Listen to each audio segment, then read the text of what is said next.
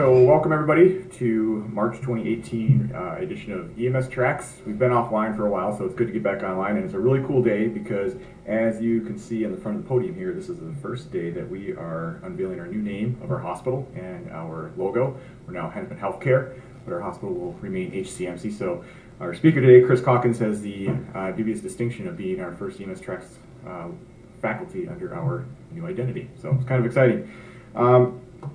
Just a few things for those of you who are watching online. If you want to participate in the chat, there's a little bit of a delay, but if you go down to the lower right hand corner to the chat bubble and click on it, you can ask a question, and I will ask Chris during the course of the lecture.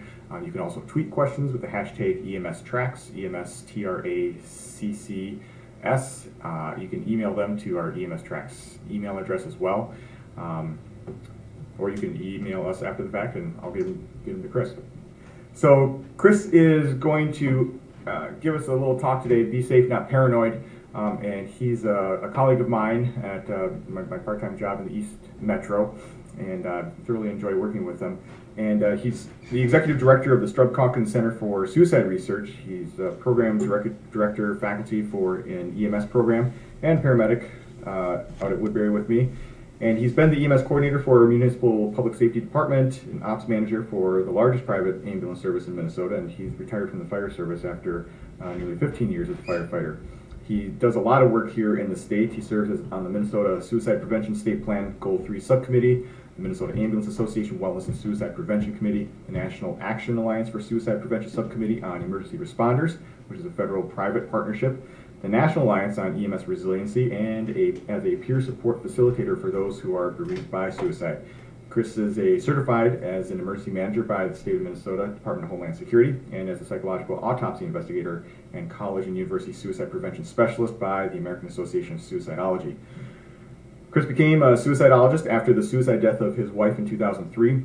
Chris's resolve has strengthened after the suicide death of his brother and multiple EMS colleagues. A lot of us have been touched by that in particular. And he has experienced firsthand the sting of depression, anxiety, PTSD, and suicidal ideation. Chris has published and presented on suicide and related phenomena on a state, national, and international level. He's been speaking at a lot of our conferences here locally and across the state, and we're very, very fortunate to have Chris as a resource and for him to come in this morning and share his expertise with us. So without further ado, Chris Calkins. Great, well, thank you, Ross. I'm honored to be here for the new logo. I'm told I get a mug with the old logo because it's a collector's item, so thank you for that. I'm going to hold you to that, though. So thanks for having me. And I didn't expect Ross to read the entire bio, but thank you. I sound really good, don't I? Better than I probably am. So thank you for having me here. I became a suicidologist 15 years ago today, actually. It is the 15th anniversary of the death of my wife. So I think it's fitting that I do something to advance the cause today. So that's important to me. So she's in my mind a lot today, and will be for the next 2 weeks, as she was missing for 2 weeks before found. So I do want to talk today about Be Safe, Not Paranoid.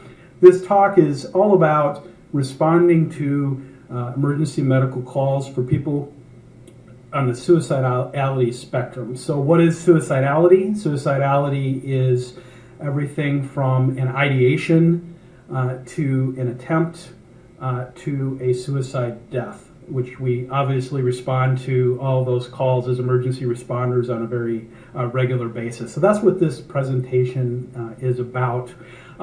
As a longtime paramedic, I've become increasingly concerned as I listen to calls go out about the urgency in which EMS may or may not engage in responding to these type of calls, the propensity for staging for quite a while before being cleared into a call, and I have some very definite thoughts on that. This presentation is really a follow-up to an article that will be published in the Minnesota Fire Chief magazine this month. It's a bi-monthly publication on this very topic.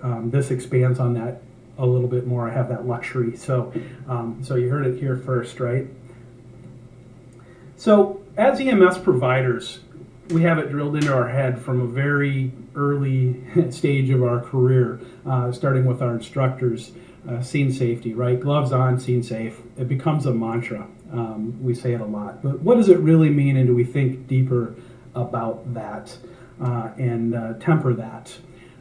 Scene safety is very important. I want to be clear. I want everybody to be safe. I don't want to go to a provider's funeral, as I have unfortunately too many times. But I do believe that we need to temper this a bit. We know that if we don't do scene safety on the National Registry exam, we would fail the station, right? Everybody is acutely aware of that. But is that warranted all the time? So if we think about the fire service, the mantra or the saying in the fire service has been risk a little to save a little, risk a lot to save a lot. And those of you who have fire experience under your belts undoubtedly have heard this in some form or not. So we do risk our very lives to protect property. A little to protect a little property, a lot to protect a lot of property. And of course, lives are often a part of that too. And there's about 3,200 fire deaths per year in the United States, according to the NFPA, if you're a statistics nerd like I am. So actually, it's more property loss than life loss by a long shot. So we do take those calculated risks. Life is a calculated risk. I sometimes surprise my students when I tell them I don't wear my gloves on every scene. I don't. And they're mortified by that. I think we have to think a little deeper about life, the universe, and everything to rip off Douglas Adams a little bit here. 42 is the answer, by the way. Those of you who know what I'm talking about, you're a nerd. Those who don't, I don't know, you're on your own. So I don't wear my gloves all the time. Why not? Do you wear your gloves when you go to a wedding and you shake the groom's hand? No. Why not? You could get a disease. Well, if my skin's intact and his skin's intact, why would that bother me? If I want to shake somebody's hand today after this presentation, I'm not going to go find a pair of gloves and put them on first. How are they different than somebody I encounter on a 911 call who doesn't have a known disease, cuts, etc.? So we have to think of things in context. Now, I'm not saying go back and tell your supervisor I'm not wearing my gloves and all this. Obviously, you have to follow your policies and procedures and all of those things. But I just want you to think about this a little deeper and the logistics of it. If we think about how things are changing, we also think about our colleagues in law enforcement. They're the ones that go in and stabilize the calls when we believe there's a violent element of some kind. And then we are cleared in. That's changing a little bit with some of the recent shooting incidents, and we'll talk about that in some depth here in a bit. But with things like in Minnesota, we do this 3 echo training. So now EMS, who has been trained to this level, and the agencies have adopted this policy or this procedure, will go in on a shooting incident with law enforcement. They're covered obviously by law enforcement, going into diamond shape kind of configuration, get to a patient and extricate them. So the EMS is starting to engage in calculated risks. Like I said, life is a calculated risk. So this is a graphic of our typical, that's me and Ross working in the ambulance there, hiding behind the tree. We've got the call for somebody who's got suicidal ideation, and we're waiting for the police officers to go in and tell us that it's okay to come in. Now, I'm not saying for a moment don't use reasonable caution. Obviously, if there's report of a weapon there, a firearm, knives, things like that, I'm not advocating that we go rushing in. I'm not advocating that for a moment. I mean, we have to be safe, obviously. But as I was on duty the other night, probably about 2 weeks ago, actually, I heard another agency that's close to mine dispatched the ambulance on a young girl who had hung herself.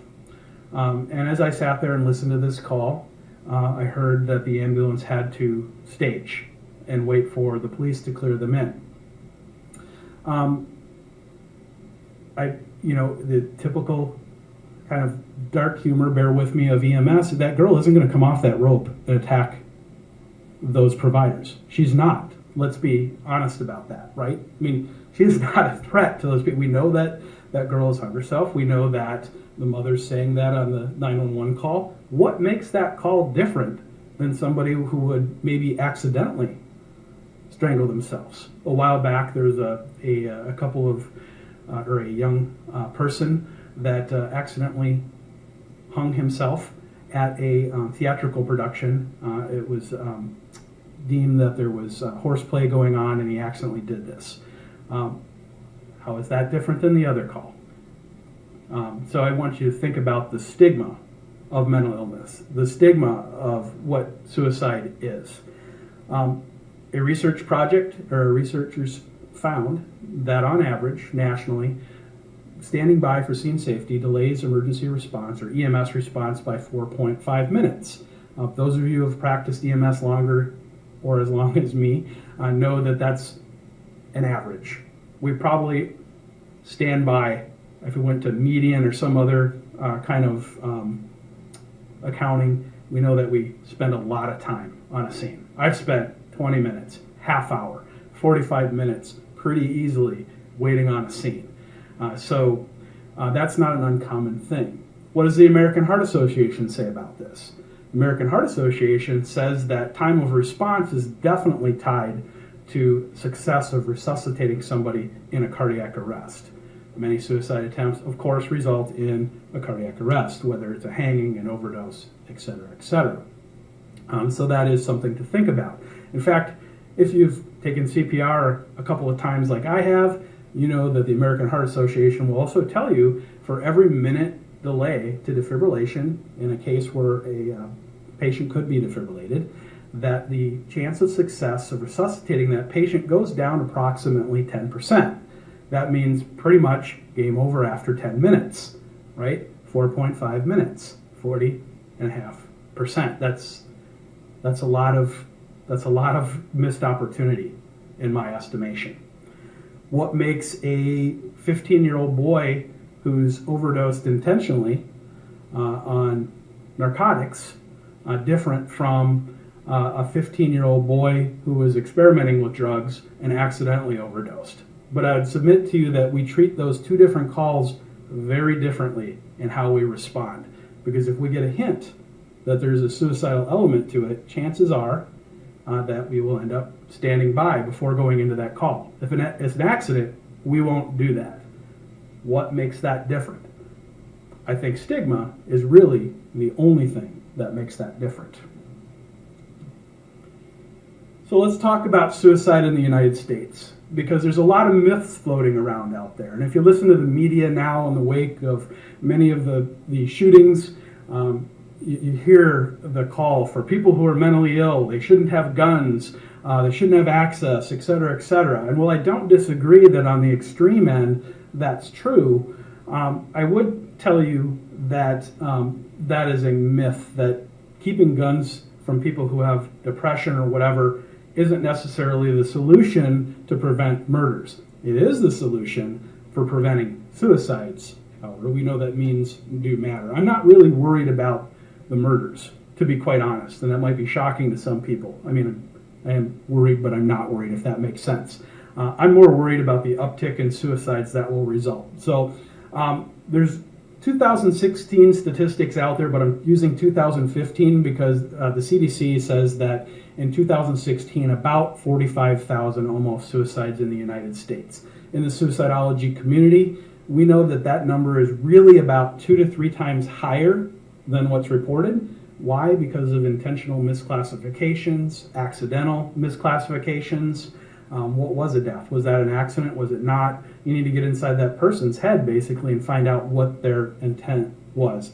That is, I could do a whole separate presentation on psychological autopsies, and that is the purpose of that, is to kind of figure out what was that intent? What was the single car accident on the road on a nice sunny day? Almost all of us have been on that call, right? Person hits a tree. No evidence of damage to the car. No evidence of a deer coming out and they swerved. No evidence of the person had a heart attack and then lost consciousness and hit a tree. what was it. That's what we call an equivocal death, an unknown death. But those are often misclassified. It's not always for bad reasons. Sometimes it's to protect the family from stigma.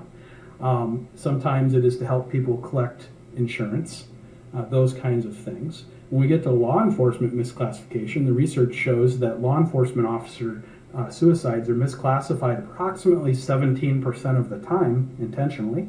It's not always for bad reasons. Firefighters don't have as much clout as police officers, so about 1% of the time firefighter suicides are misclassified. EMS, sorry folks, we get left out again. We don't really know.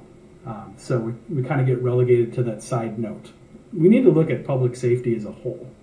Police, fire, EMS, and also throw out dispatchers too. They're an essential part of our team. They're every bit responders as we are, and I think they suffer a lot of the same psychological traumas, but we always forget about them.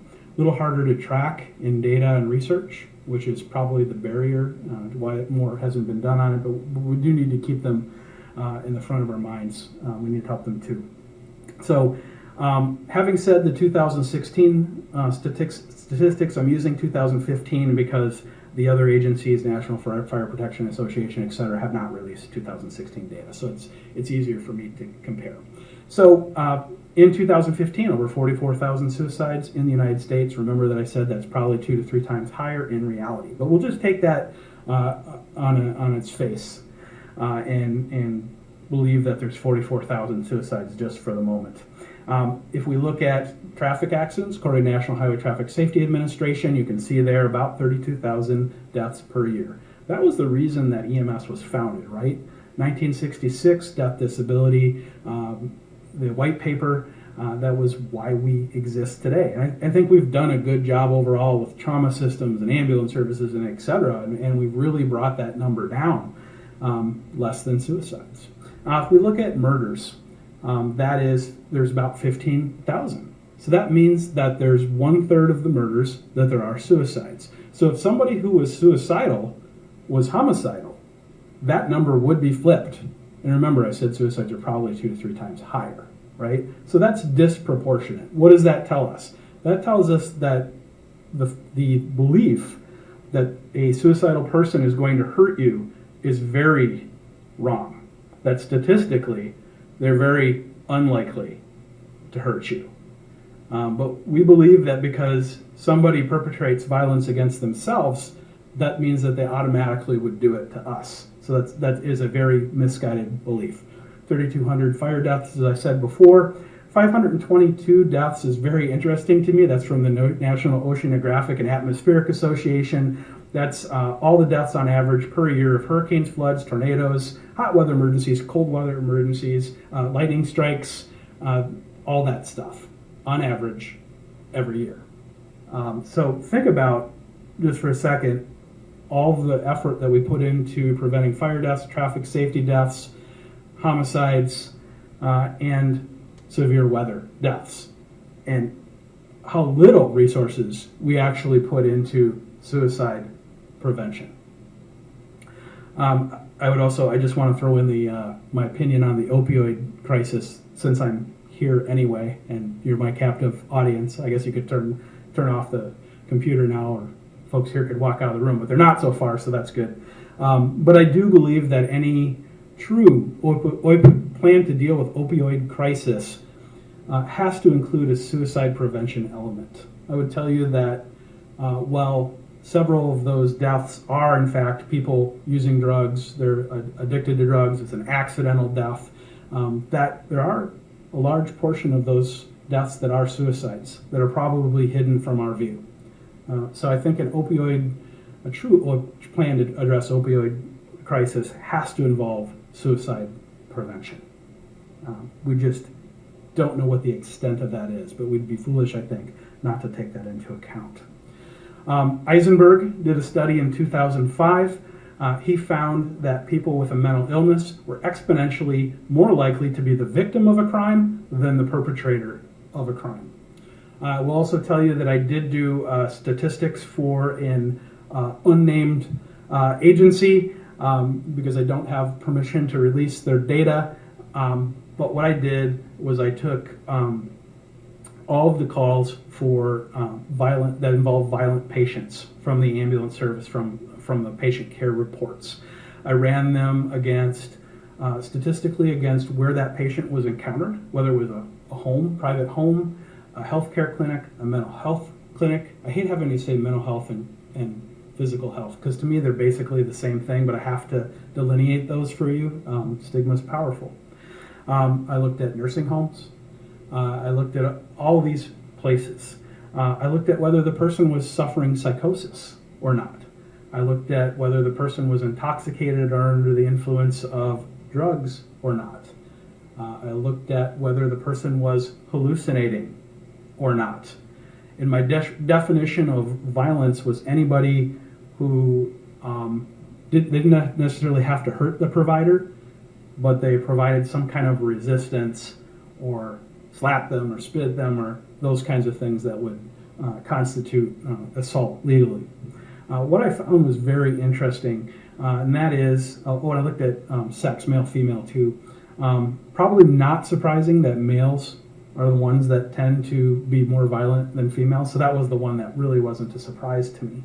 What was a surprise was that statistically, the people who were at nursing homes, mental health or clinics, facilities, were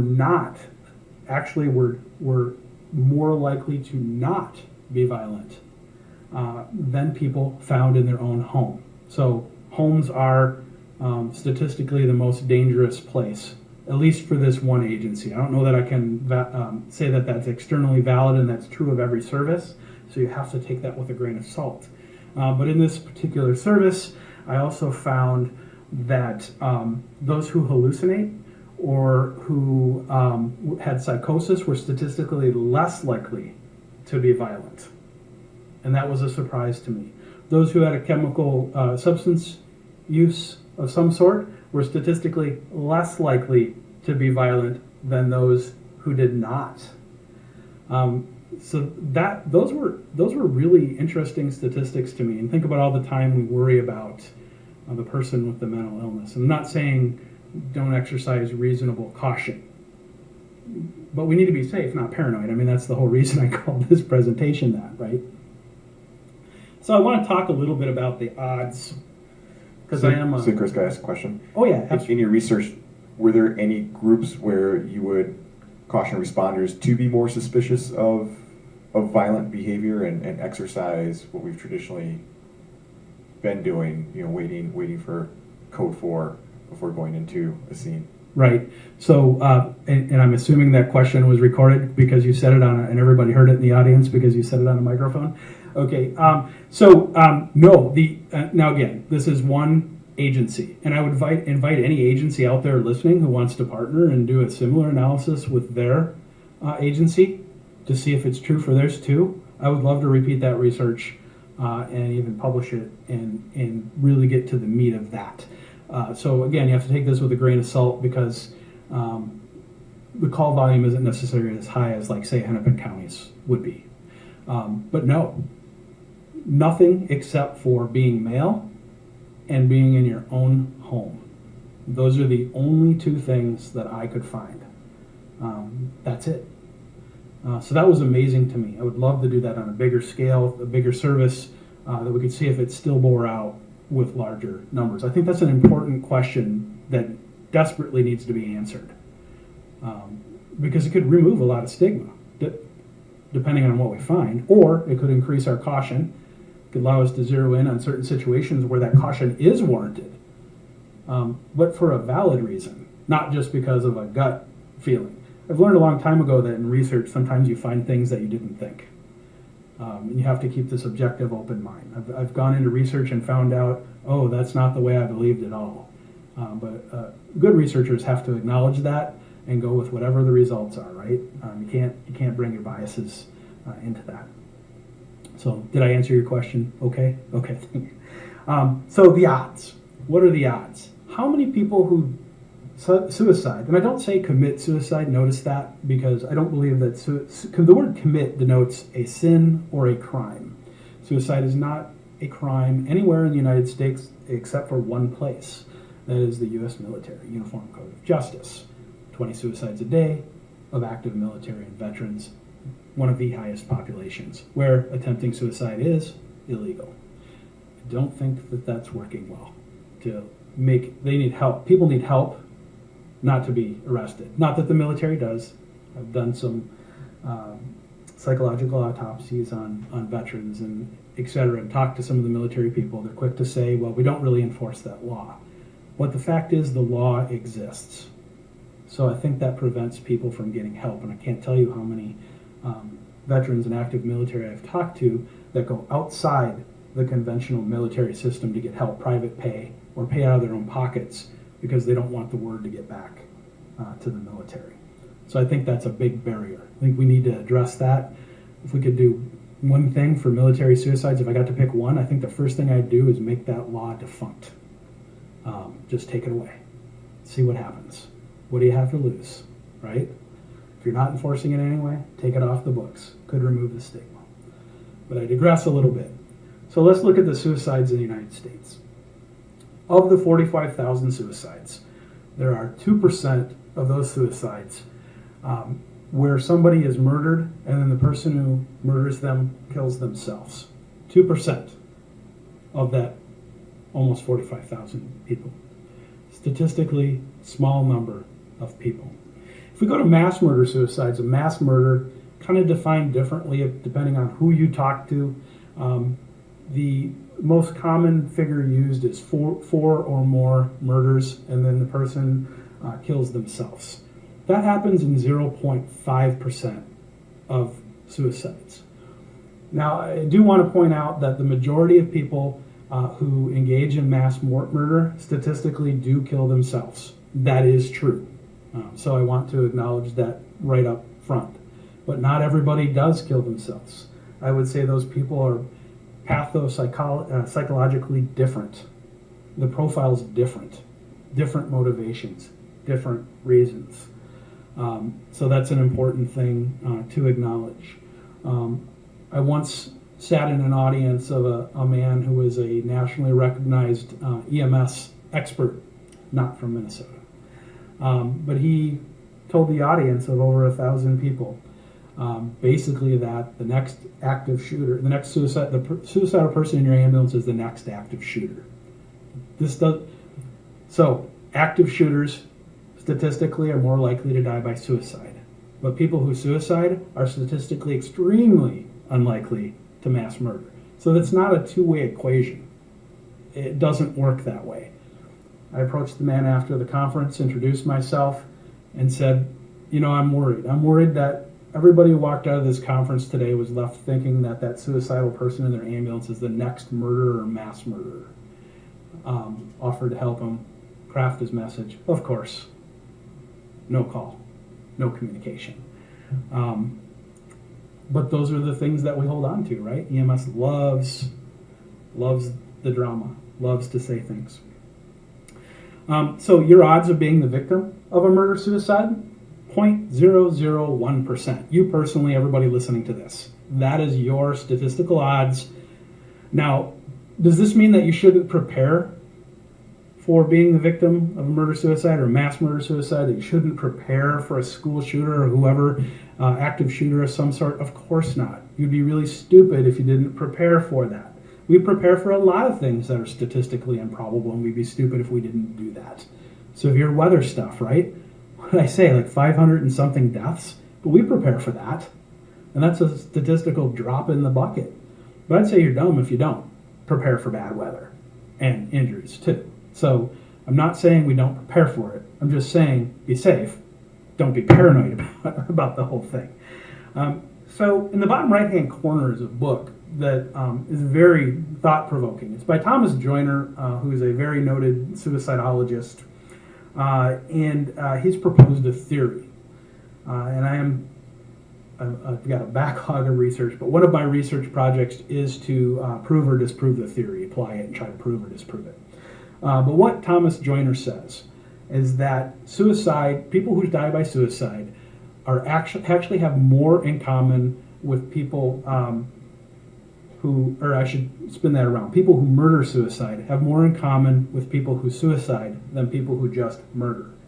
Prolific serial killers don't suicide, not statistically, right? That's again, a different psychopathology. That's not what it's all about for them. So what does that mean? That means that the person who murder suicides or mass murder suicides is first suicidal, and then they're homicidal. So what does this mean? This means that a suicide prevention program could theoretically prevent murder-suicide, prevent mass murder-suicides. But we're so busy lumping all of the mass shooters into one bucket, right? We need to try to figure that out. We need to unwind it, because if Joyner's right, and I think he is, we're looking at these mass shootings backwards. We're looking at them wrong. We're preparing for them wrong. We're doing the wrong things to prevent them. And I won't get on my media contagion bandwagon right now, but if you're interested in how the media plays a role in contagion and continuing the cycle of suicides and murder suicides, we can have that conversation at a later time. It's a whole fascinating topic all of in itself. But Joyner says that somebody who murders suicides does so for one of four reasons. So first, they're suicidal. The first reason is mercy. So this is a person who, and I've seen this in the Minnesota databases of deaths. If I look at the the homicides or the murders is different than homicide, and then I look at the news reports where the person killed themselves, I see a theme that starts to emerge. Now, I don't have statistics behind it. It's an anecdotal theme. I've just seen it a lot, right? So I don't have the numbers to back it up. But what I've seen is that you look at the person who's been murdered, quite often a white female, elderly, and what do you see in her diagnosis at the end? What do you see in her medical records? Well, what you see are the words metastatic, terminal, end stage. You see those kinds of things. And usually elderly white male who murder suicides. What's that about? First, the male suicidal decides that this is mercy killing. I'm going to kill my wife who's terminally ill, and I'm going to kill myself. So that's what a mercy killing is. A number of years ago, we had a woman who sadly threw her kids over the high bridge. I believe there was 3 of them, and then jumped herself. What was that all about? I think it's about, if the world is such a crappy place for me, seen through the lens of my mental illness, then it must be for everybody else too. So, well, I don't obviously condone that way of thinking. I can understand it. My own wife, who died of suicide 15 years ago, looked at me one day very seriously. She knew I like to target shoot. She knew I have a firearm. She said, hey, how about a little murder-suicide? She was not kidding. She was serious. What is behind that? She was profoundly depressed. She believed that if the world's such a crappy place for her, then it must be for me too. So that seemed like a completely reasonable request for her to make to me. So I get that from a first-hand perspective, that way of thinking, and Thomas Joyner calls it a perversion of virtue. Not wild about the term perversion. I think that carries a lot of other things with it, but nonetheless, that's what he calls it. Next is glory. So, Columbine. We're going to go out in a blaze of glory, make a name for ourselves. Sometimes, sadly, I think this is what the media perpetuates. I'm suicidal already, and I might as well get some notoriety and some other things while I'm at it. Duty. So, I have an obligation for some reason to kill somebody else and then kill myself. Could these be the suicide bombers? Could these be those kinds of folks? Possibly. A thwarted sense of justice, or a perversion of justice. So this was obvious in things like Virginia Tech. Things where the person, situations in which a person may have been bullied, felt oppressed, felt discriminated against, felt that they couldn't go for help. Germanwings flight. If you recall that, the co-pilot locked the pilot out of the cockpit and then flew his entire plane into a mountain, killed hundreds of people. What was the basis of that? couldn't get help, couldn't get the level of help that he wanted. I'm making a statement. I'm going to make it right on my way out. I'm not saying it's a reasonable thought. Thomas Joyner also says the most difficult thing to do, or almost impossible, is to judge a suicidal mind with a non-suicidal mind. You just can't get there.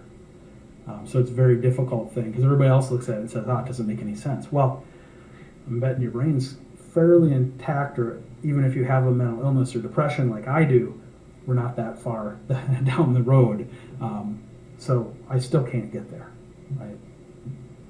So that's the journey. So, Chris? Yeah.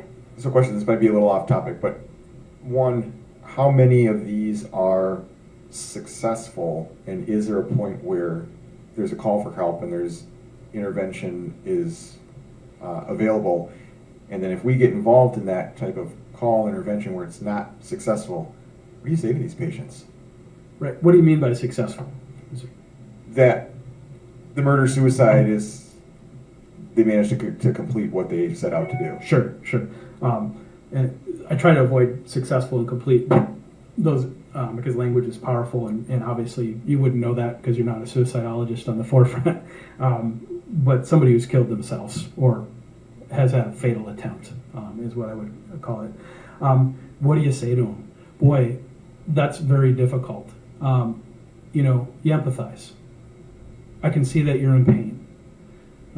What else can you do? My other presentation I made, a week or so ago, we talked about the benefits possibly of ketamine, 0.5 milligrams per kilogram over 40 minutes. Relieves suicidal ideation of 50% of the population for up to 10 days. Maybe that's an option in the future. I don't know. Just empathy. I'm here for you. Listening. Provide a safe environment. Try not to make a judgment because it doesn't matter what you say or really don't say at that point. Engage them in honest conversation. Talk about suicidal ideation. How long have you been feeling this way? Say the word suicide. It's okay. The typical standard questions EMS has. Do you have a plan? Do you have a means to that? Maybe you know that because they attempted already. It might be obvious too. I like to give family resources. There's a green card I actually carry on duty with me that talks about what is suicide. That I will give family members who've had a member who's attempted suicide and say, here's some resources, explains kind of what this is about. But I'm afraid there's not a magic one thing that you can do, right? I don't know if I tied, it's not a nice, neat ribbon tied up for you, but that's what I would say. So let's go to more odds. We're going to talk about things that are a little more uncomfortable. Let's talk about law enforcement officers and suicides.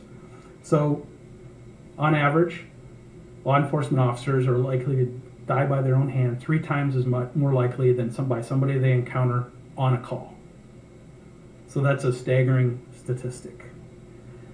When I did an analysis of the law enforcement officers in the state of Minnesota, they are 6 times more likely to die by suicide than by homicide. I'm not saying murder. Murder is an intentional, it's a crime, whereas homicide could be, for instance, a vehicular homicide where somebody accidentally gets run down, but yet it's literally a human taking another human's life. An officer-involved shooting would be a homicide, not necessarily a murder per se, because it's literally just one person killing another person. So when I look at the homicides, 6 times more likely to die by their own hand in the state of Minnesota. Murder-suicide is a very uncomfortable topic amongst law enforcement. Sadly, it's more common than you think. There's an entire book written on this. It often accompanies a domestic situation of some kind. It's a very uncomfortable thing to acknowledge, but murder-suicides are higher than we care for in the law enforcement community.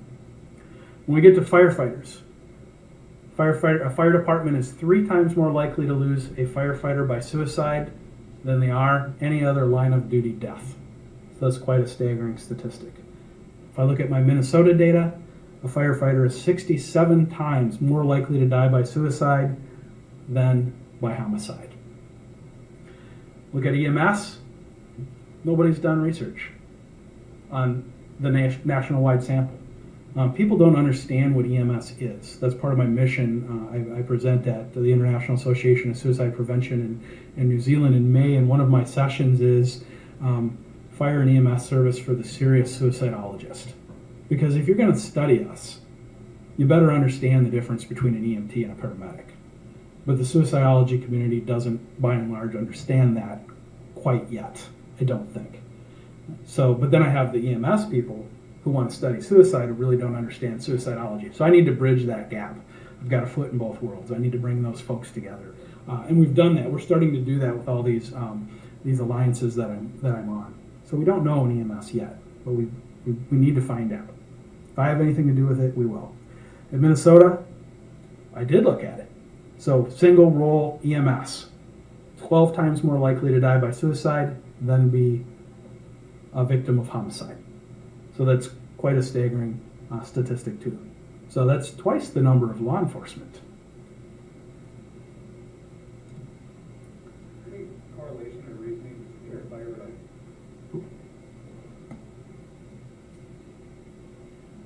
just in looking at your numbers of firefighters and EMS providers, is there any correlation or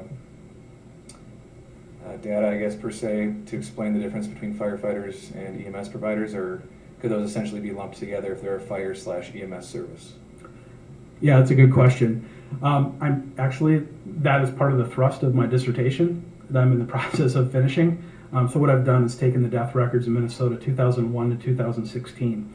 I've partnered with the Post Board, Peace Officer Standards and Training Board for law enforcement, Minnesota Fire Certification Board, and the EMSRB, Emergency Medical Services Regulatory Board. They have matched my death records, all manners, natural accident, suicide, homicide, indeterminate, and pending, to their records. That's how I know who's who.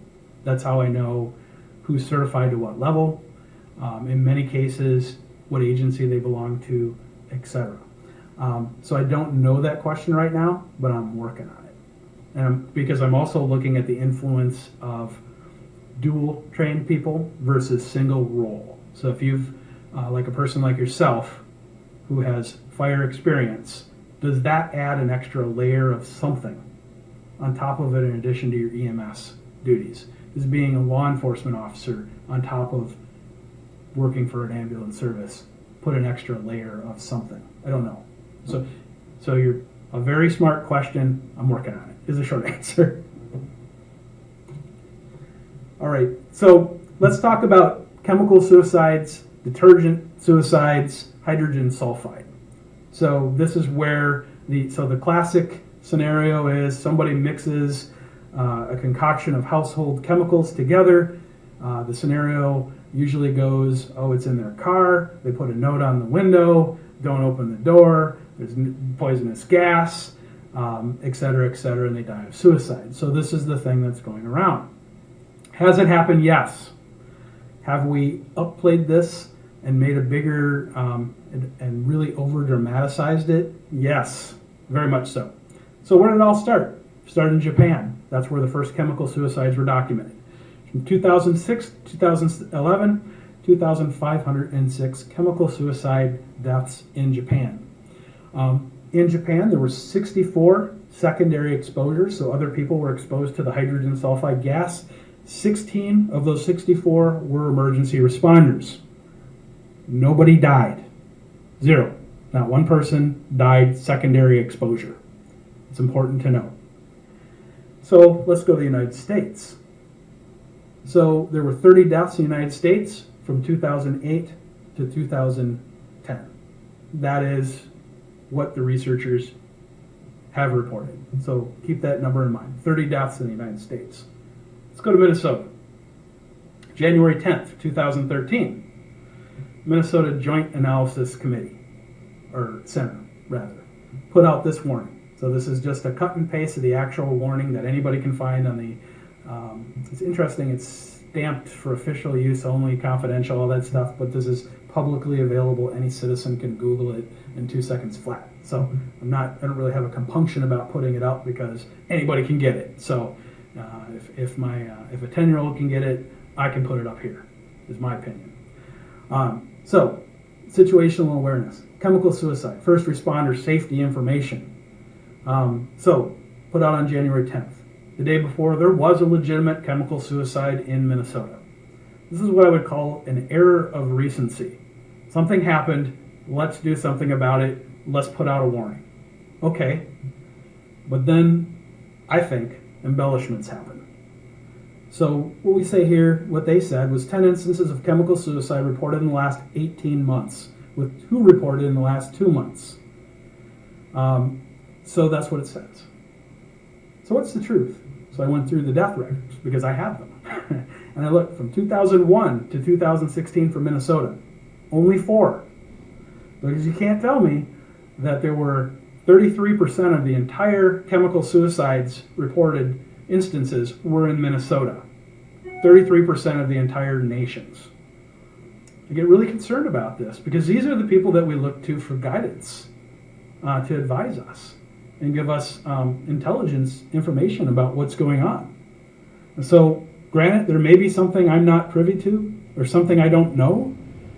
Maybe they're counting carbon monoxide deaths as gas deaths. I don't know, because that would hit their threshold. They should probably say that if that's the case. So really interesting stuff. So what does this mean for us?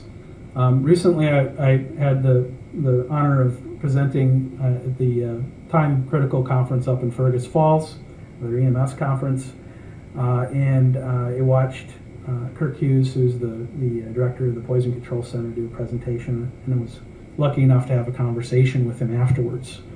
I had chemical suicides were very much on my mind. I'd been researching it. So I asked him what he thought about it. Would he be interested in co-authoring some article on it? He indicated he would, and I hope if he's listening, he still is. I'll be approaching him soon. He advised me that, those aren't as dangerous as people think. That he has research that indicates that once the window is broken or the glass, that the chemical really dissipates quite fast. So theoretically, if you were upwind and you broke a window out and backed off, the contents would evacuate really quickly. Why the note? Well, perhaps the suicidal person wants you to pause, doesn't want you to open the door or the window, so it delays the time to rescue. I'm sure there's probably cases too where there's a note, but there really isn't anything in there. Maybe it's an overdose or something like that. Maybe those are counted in the MNJAC numbers. I don't know. Maybe attempts where the person did not die are included in those numbers, although it does say in the report that they were deaths. I can't know. But that's really concerning to me, that we think this is a much bigger problem and much more dangerous. So I want to emphasize again, 0 responder fatalities. It's up to everybody how they want to respond to a call. Have I ever gone to a call where I didn't wait for police clearance? You bet I have. Minnesota thing to say for those people who are outside of Minnesota. We like to say you bet. So you bet I have, or you betcha. I made a judgment call. I think we do that to a large extent a lot. Had a young man who had shot himself quite a number of years back. Family's distraught.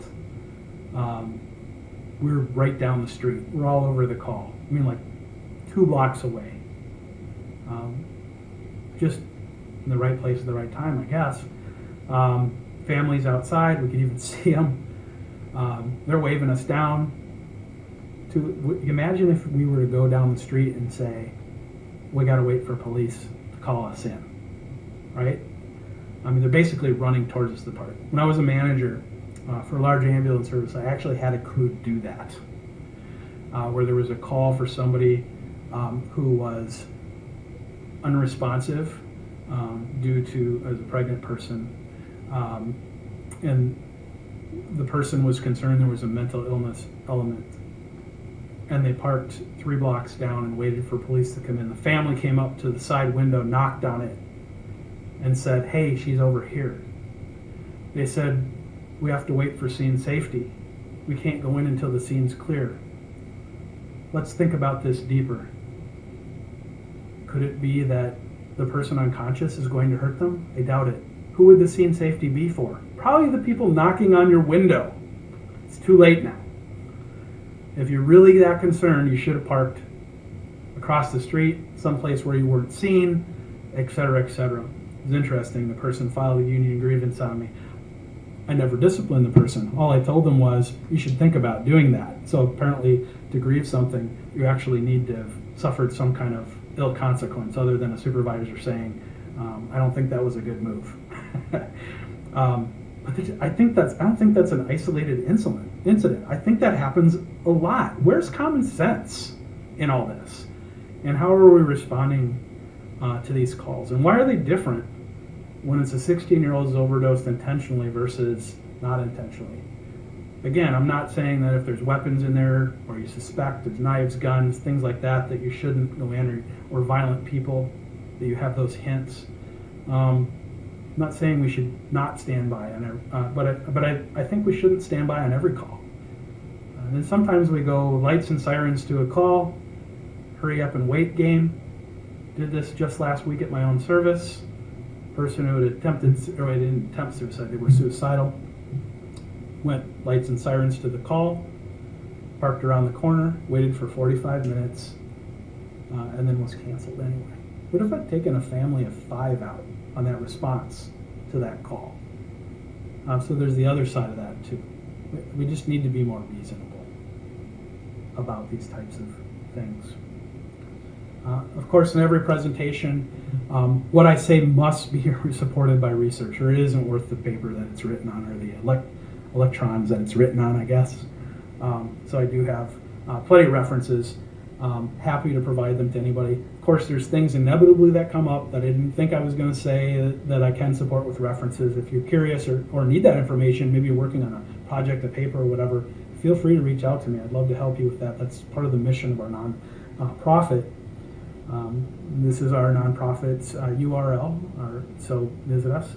Visit us on Facebook. We also have a LinkedIn presence too. I didn't get it up here in time. But likes on Facebook help us to disseminate information and get things out. Email me, call me if you need anything. We need to save some lives. We got to save some lives.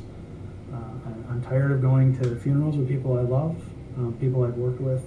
We'll have to do something about this. I think EMS can take a dent out of suicide prevention. I'm looking for the right service who says, I want to decrease my suicide rates in my service area by 50%, because I think we can do that. I think EMS can do that. We just need, I need the opportunity. So whatever I can do for you, whether it's research, whatever, reach out, please. I guess we have 7 minutes left. Do we want to do follow-up questions? I have other things I could talk about very easily. I could go down the media. I saved the shiny media thing for the end if you really want to talk about that, but otherwise I'll open up the questions. What about allowing paramedics to place patients on transportation holds? And we always have to wait for law enforcement. Where do you think it get to the point where we can do it? The legalities of it. Oh, whether we should be allowed to? That's interesting, because somebody actually asked me for my opinion on that about 2 years back, because it was actually Alina's governmental affairs person asked me about my opinion on that. Should we advocate for that or not? I wasn't sure, I guess, about transport holds. On one hand, I think it would be convenient, expeditious, maybe help decrease scene time a little bit and get people to the help that they need a little quicker. So I can definitely buy into that argument. But on the other hand, you are depriving somebody of their liberty, right? I mean, in effect, you are. You're depriving them of their civil rights, and you're taking them to the hospital. I just have to be brutally honest about my own profession. And what I said to Bill, who asked me, was, I think it could be a good tool, but I do think there's an element out there who would slap somebody on a hold just as soon as think about it. And we all know people like that, probably, sadly. So I don't know that I'm for or against it, but that's my thought process, and I kind of worry about that a little bit. But I'd also go a step further and say, should we be transporting people on hold, period? I did some research in Italy. So I went there, interviewed several mental health professionals, toured ambulance services, talked to international suicide prevention expert who I still correspond with, and found some interesting things. In Italy, Italy spends 8% of its gross domestic product on healthcare. The United States spends double that, 16% of its gross domestic product on healthcare. Italy has less social workers, less psychologists, about this, probably a similar number of psychiatrists. I have to go look at that. What's the difference? Their suicide rates are declining. Ours are lower than ours. Ours are obviously higher and have been going up for almost 100 years. What's the difference? What's going on? They outlawed all mental hospitals in 1978. They're against the law. There's only like 4 centers that are community-based now for people who are violent, with very low patient census. To get on a hold in Italy takes 2 physicians to agree that you should be placed on a hold and forcibly taken to the hospital. Then after that, you have to get the approval of the mayor of the city. Doesn't matter if it's a big city or a little city. Think Rome. You have to get the approval of the mayor. But that's not where it stops. Then you have to go before a judge, and the judge has to agree with the mayor. So what happens? Hardly anybody gets transported anywhere, right? But their healthcare system's different too. They have physicians, nurses that come into their homes. There's something called a right to the community. Italians have really internalized the right to the community, and to get you well, one of the first things that happens is all of your rights, your ability to participate in the community are restored as quickly as possible, and you're treated at home. It's working. It is working. And if we look at what happens when Italians or other folks that are similar culturally, and by that I mean very close family-wise, like Latina population, for example, who have a very strong sense of family, come to the United States, those people have lower suicide rates than us until they acculturate. Double income families, don't eat dinner together, etc. Things go downhill from there, and sadly they catch up to our rates. So that's probably a lot more than you asked for. But the bigger question is a hold even really an appropriate thing? And what are we doing? Right now, you know as well as I do, that there's ambulance services taking people from the Twin Cities to very remote parts of Minnesota or North Dakota or where. We know that this is happening right now at this very moment. Tons of them, right? Because there's not the beds available. Suicide prevention, if you had to pick only one thing, I'd say social connection, work on that. We're taking people away from their support. They wanted to take my wife, who was suicidal, from the Twin Cities in a hospital where I could visit her every day on my breaks at work. And they wanted to take her up to Duluth, so a couple hours away. That severs all our social ties. I mean, it's arguably one of the biggest suicide prevention things. I asked the hospital, are you trying to pound another nail in her coffin? There was a service, a mental health service that is part of a committee that I'm on, that their claim to fame was, well, we've put like X 100,000 miles on our cars this year, transporting people all over the state. I said, that's not something to be proud of. That's a symptom of something really bad. You should be like hardly any miles on your car because you should be keeping them close to home where their support systems are. So I could go, that's my diatribe. It's a good question though. I mean, so the answer is I don't know what I think about it, I guess. So Chris, I'm glad you mentioned the family thing. That's kind of what I was thinking when you were talking about the Italy cases and some of the research that I've done in my past on traditional indigenous medicine in Latin America. Same thing. It takes the community to heal a person. If they're sick, the entire community is sick until they are better. When you're talking about an EMS agency to partner with you to do something about suicide rates in their jurisdiction, what is there anybody in the nation who is doing this, and are they doing it right? Or what are the things to focus on besides keeping these patients in the community and supporting them. I have found, I don't know what happened, maybe that was, I hope that wasn't me. I have found no evidence of, maybe there's an ambulance service out there that exists somewhere that's doing something, but no service that's doing anything comprehensive that I'm aware of. So inevitably I'll get a tweet from somebody saying, we're doing something. Okay, but I didn't know about you, sorry. But none that I know of. We need a comprehensive plan. There was a major research project done in a hospital-based system, or in a hospital. This wasn't EMS. But what they did is people who were suicidal, had a suicidal ideation, or had suicide attempts and were hospitalized, upon their discharge, they were given a card in the mail, sent a card. The card said, we value you. You're an important member of our community. We care about you. We hope you're doing well. Here's some numbers. That simple act, the cost of the postage and the card reduced readmissions to those patients by 50%. That's one card and postage. Imagine if we did that for every patient we transported who had suicidal ideation or an attempt. Imagine if we handled the family well, and just better. People who are left over after a suicide, like me, are exponentially more likely to die by suicide ourselves. Coworkers who've lost somebody due to suicide, depending on their closeness of the relationship, are exponentially more likely to die of suicide than somebody else.